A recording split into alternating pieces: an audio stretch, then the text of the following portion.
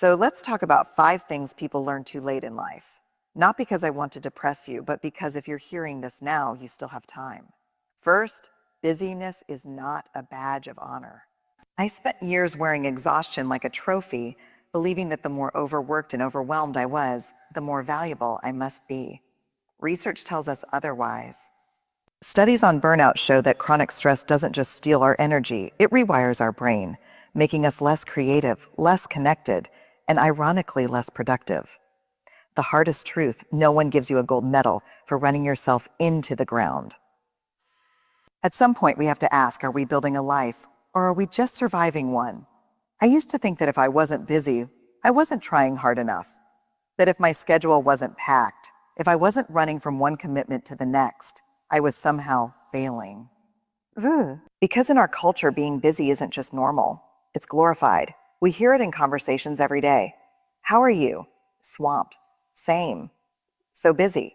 It's just nonstop. And we say it like it's a good thing, like exhaustion equals importance. But here's the thing. Being busy and being fulfilled are not the same thing. The research is clear. Chronic busyness, this never-ending cycle of doing, activates the brain stress response. The amygdala, the part of the brain responsible for detecting threats, goes into overdrive, keeping us in a low-grade state of fight or flight. Over time, this constant activation rewires neural pathways, making it harder for us to concentrate, solve problems, and even experience joy. Joy. But we don't need a scientific study to prove it. We can feel it. How many of us have been so caught up in the momentum of work responsibilities and obligations that we suddenly look up and wonder, when did I last have a real conversation with someone I love? When did I last feel excited about something? When did I last feel anything other than tired? And it's not just our minds that pay the price. Our relationships do too. Studies show that people who report higher levels of time scarcity, feeling like there's never enough time, also report lower relationship satisfaction. Because when we're stretched too thin, the first things to go are the ones that require presence, deep conversations, playful moments, the kind of connection that happens in the in-between. I learned this the hard way. There was a time when I said yes to everything, every opportunity, every favor, every extra project, until I was so overextended that I wasn't really there for anything.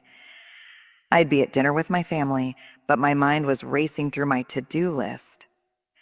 I'd say yes to a coffee with a friend, but spend half the time answering emails under the table. I was doing all the things, but I wasn't in any of them. And then one day, my daughter looked at me and said, "Mom, you're always working." She didn't say it with resentment. She just said it like it was a fact. And that's what broke me, because she was right. I was always working. Not just at my job, but at proving my worth, proving I was needed, proving I could do it all. That was the moment I realized busy doesn't equal valuable. It just equals busy. So why do we do this? Do we keep piling on more? Convincing ourselves that if we just push a little harder, we'll finally feel like we've made it. Because deep down, many of us believe that rest is lazy. That slowing down means falling behind. That if we stop even for a second, everything will come crashing down. But the truth, rest is not a luxury. It's not a reward for finishing everything on our to-do list. It's a requirement for living a full life. Research on high performers, CEOs, athletes, artists shows that the ones who sustain success, who don't just achieve but thrive, are the ones who prioritize rest as much as effort. And not just sleep, true rest. Time spent in nature, meaningful conversations, creative outlets that have no productivity value whatsoever. Moments of stillness where we're not doing, fixing, or achieving anything. We're just being. Because at the end of the day, no one will stand at our funeral and say, "She was amazing." I answered emails at 11 p.m. and never took a break. They'll talk about the moments we were with them, the way we laughed, the way we made them feel. So maybe it's time we stop treating exhaustion like a status symbol. Maybe it's time we start measuring our days not by how much we did, but by how present we were, because a full life isn't the same as a busy one. And the best things, they happen in the pauses. Second, emotional avoidance is expensive. The things we push down don't disappear. They just show up in places we don't expect. Unprocessed grief becomes irritability. Buried shame becomes perfectionism. Suppressed fear becomes control. The research is clear. Avoiding hard emotions doesn't make us stronger. It makes us numb. And a numb life is not a full life.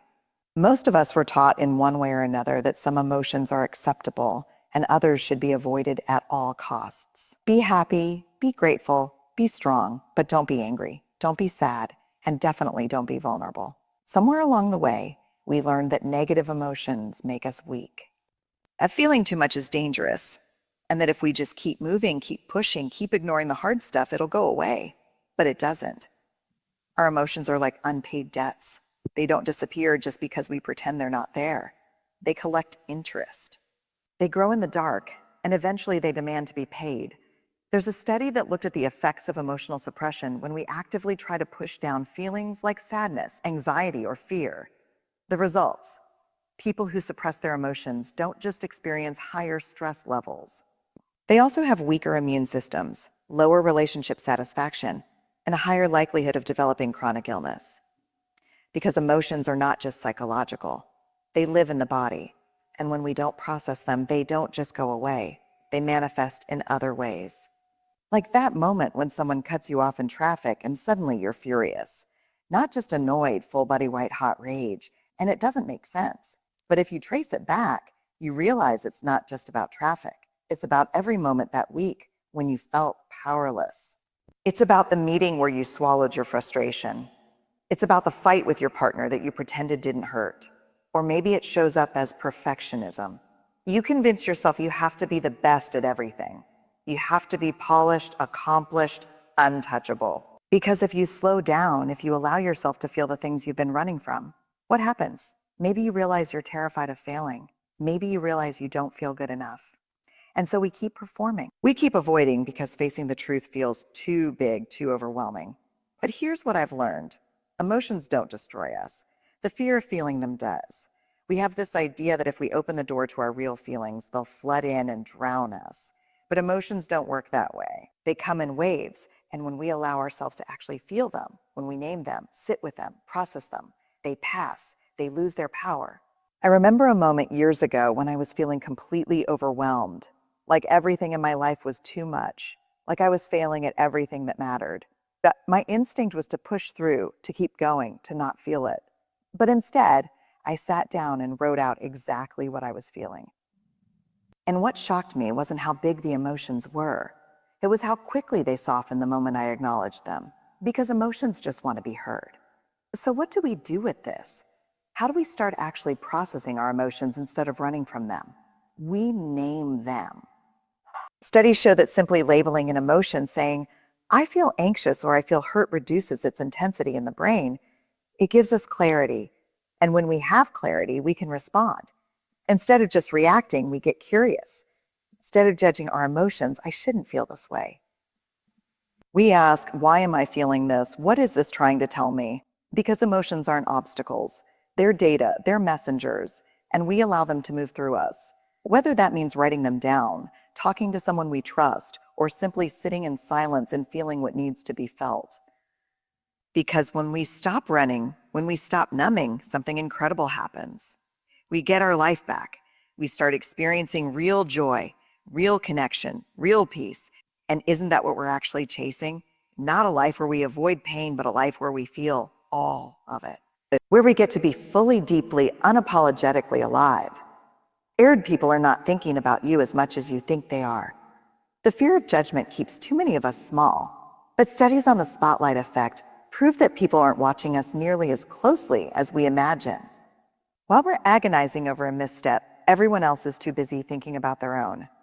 Once we realize this, we can stop performing, stop editing, and start showing up as who we actually are. I spent years believing that every misstep, every awkward moment, every imperfection was on full display for the world to see. I stumbled over my words in a meeting. I'd replay it 100 times in my head, convinced that everyone else was doing the same. If I walked into a room and didn't know anyone, I'd assume that people were noticing how out of place I felt. It was like I was walking through life under a spotlight, and every mistake, every flaw was being broadcast in high definition. But then I came across a study that changed everything. Researchers call it the spotlight effect. This tendency, we have to vastly overestimate how much other people notice us. In one experiment, they asked participants to wear a bright, embarrassing t-shirt and walk into a room full of strangers. The participants were convinced that everyone in the room would remember what they were wearing. But when the researchers asked the strangers afterward, most people hadn't even noticed. Let that sink in. We think everyone is watching us, critiquing us, analyzing our every move, but most of the time they're not. They're thinking about themselves just like we are. And yet, how many of us let this fear, this illusion of constant scrutiny, hold us back? We edit ourselves, second-guess ourselves, shrink ourselves down. We hold back from raising our hand, from sharing our ideas, from dancing like an idiot at weddings, because we're afraid of what other people will think. But here's the truth. Most people aren't thinking about us nearly as much as we imagine. And the ones who are, they're usually not the ones we need to be living for. I remember a time early in my career when I gave a talk at a conference. I walked off stage convinced I had bombed. I had stumbled over a few words, lost my train of thought for half a second, and for the rest of the day, I felt sick about it. I kept picturing the audience whispering, "Did you see that? She totally messed up." But later that night, I ran into someone who had been in the audience, and she said, "That was amazing. When you shared that story about fear, it really hit me. I've been struggling with the same thing. Not one word about my fumbled sentence, not one comment about the things I had obsessed over. Because no one had been watching me as closely as I had been watching me. The more I see this play out, the more I realize how much time we waste worrying about things that don't matter. That person you were awkward around at the party, they've already moved on. That time you mispronounced a word, no one's still thinking about it. That moment you replay in your head at 2 a.m., everyone else has long forgotten. And the irony, the more we let go of this fear, the more magnetic we become. Because real confidence doesn't come from being perfect. It comes from being unbothered, from knowing that we are worthy whether we nail it or not. So what would happen if we let go of the performance? If we stopped filtering, stopped rehearsing, stopped walking through life as if we're on stage? What if we decided right now that we don't need to prove anything because the people who matter don't need us to be perfect. They just need us to be real. And the people who demand perfection, they're too busy worrying about themselves to actually be paying attention to us anyway. Fourth, success without fulfillment feels empty. We're told to chase achievement, to work hard, to climb the ladder, and many of us do. But at some point we look around and wonder, why doesn't this feel as good as I thought it would?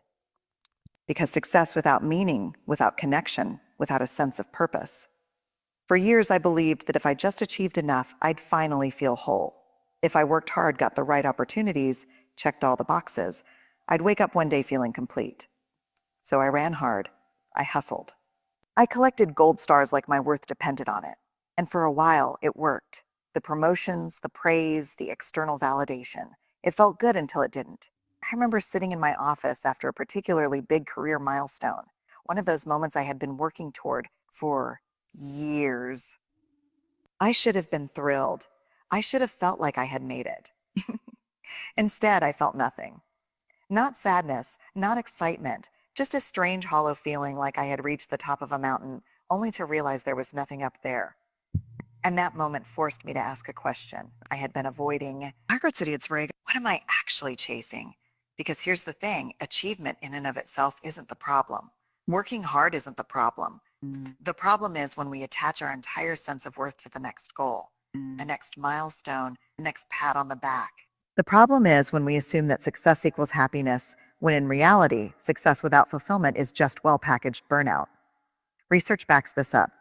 Studies on happiness show that external achievements, the status, accolades, do bring a temporary boost in well-being, but it's fleeting. Like a sugar rush, it spikes and then crashes, leaving us chasing the next hit. True lasting fulfillment comes from something else entirely. It comes from meaning, from connection, from being aligned with our values. I once interviewed a highly successful executive who had built everything he thought he wanted: wealth, influence, power. On paper, he had won, but when I asked him what he would have done differently, he sighed and said, "I wish I had spent more time on things that actually mattered." He told me about the birthdays he missed, the friendships that faded, The way he had been so focused on getting somewhere that he forgot to enjoy where he already was. And that's what so many of us do. We get caught in this loop of when or then, thinking when I get the promotion, then I'll feel secure. When I buy the house, then I'll feel successful. When I reach this level, then I'll finally relax. But the goalposts keep moving. And if we're not careful, we wake up one day and realize we've been chasing a finish line that doesn't actually exist. So what does fulfillment actually look like? It looks like aligning our work with our values, choosing careers, projects, and goals that actually mean something to us. Not just what looks impressive from the outside. It looks like making space for joy, not waiting until we deserve it, but choosing to experience it now in the messy, unfinished middle of things. It looks like prioritizing people over productivity, because at the end of the day, no one remembers our resume, but they do remember how we made them feel. Because that's the point, isn't it? Life isn't waiting. It's happening right here, right now. We spend so much time afraid of what people think, of failing, of not being enough. We chase things that don't fulfill us, hold back when we should lean in, assume we have more time than we do. But what if we stopped?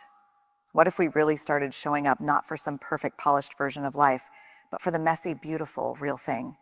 Because at the end of the day, it's not about being fearless. It's about being brave, brave enough to be seen. Brave enough to choose meaning over achievement. Brave enough to live like time is precious, because it is. So here's my challenge to you. Take one of these lessons and make it real in your life. Not next year, not next month. Now. Choose vulnerability. Redefine success. Let go of the fear of being judged. Say the thing that needs to be said. Do the thing that scares you. Because one day you'll look back, and when you do, I hope you'll know you didn't just exist, you lived.